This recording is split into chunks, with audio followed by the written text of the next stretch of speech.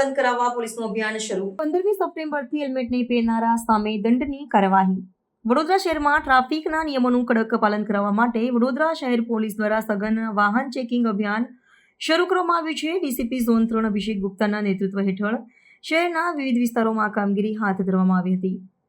આ ઝુંબેશનો મુખ્ય ઉદ્દેશ વાહન ચાલકોમાં શિસ્ત લાવવાનો અને અકસ્માતનો ઘટાડો કરવાનો છે। પોલીસ દ્વારા માઇક એનાઉન્સ મારફતે લોકોને હેલ્મેટ પહેરવા અંગે જાગૃત કરવામાં આવ્યા હતા અને જાહેરાત કરવામાં આવી હતી કે આગામી દિવસોમાં આ નિયમનો કડક અમલ થશે। આ અભિયાનમાં police commissioner Narsinh Kumar traffic નિયમોના ભંગ કરનારાઓ સામે કડક કાર્યવાહીના સંકેત આપ્યા છે।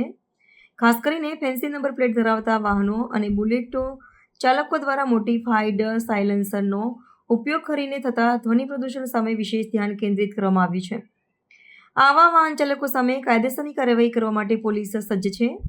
આ પગલાંનો હેતુ માત્ર નિયમ પાલન જ નહીં પરંતુ શહેરી પર્યાવરણને વધુ શાંત અને સુરક્ષિત બનાવવાનો પણ છે। પોલીસ કમિશનર દ્વારા સ્પષ્ટ ચેતવણી આપવામાં આવી છે કે આગામી 15મી સપ્ટેમ્બરથી હેલ્મેટ પહેરવાના નિયમનું સખતપણે પાલન કરવામાં આવશે। જે વાહન ચાલકો હેલ્મેટ વિના વાહન ચલાવતા જોવા મળશે તેમને દંડ સહિતની કાનૂની કાર્યવાહીનો સામનો કરવો પડશે। આ પગલું શહેરમાં માર્ગ સલામતી વધારવા અને જીવલેણ અકસ્માતોની સંખ્યા ઘટાડવા માટે અત્યંત જરૂરી માનવામાં આવે છે। આ અભિયાન લોકોની સલામતી સુનિશ્ચિત કરવાના વ્યાપક પ્રયાસોનો એક ભાગ છે। પહેરવું જરૂરી છે। હવે પછીથી હેલ્મેટ પહેરેલ નહીં હોય યોગ્ય કાર્યવાહી તથા દંડ કરવામાં આવશે, જેની આપ સૌ નોંધ લેજો।